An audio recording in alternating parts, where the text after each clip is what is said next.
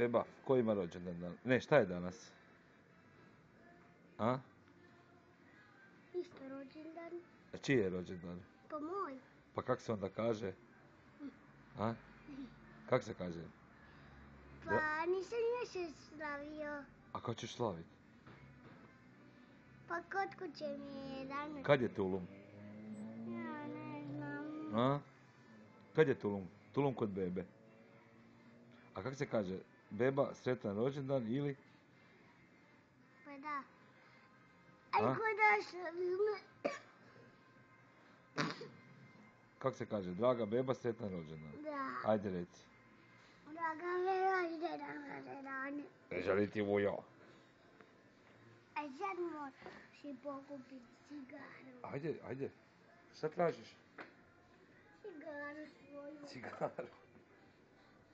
A otkad ti pušiš, beba? A? Evo tu ubio muhu. Slušaj, gdje ti me reci koliko imaš godina? Koliko je to? Koliko je to? Gdje pokaži? Ne znam. A to bi moglo biti 4 godine, a? Da. A čekaj, 4 godine već pušiš. Da, 4 godine već pušim. Evo beba care. Pa ima tu i od cigarete, gledaj. Marlboro pušiš ili šta? Pa pušim. A? Pušim. Pa vidiš da kašlješ od cigareta. Jel to cigareta kašlješ? Nego?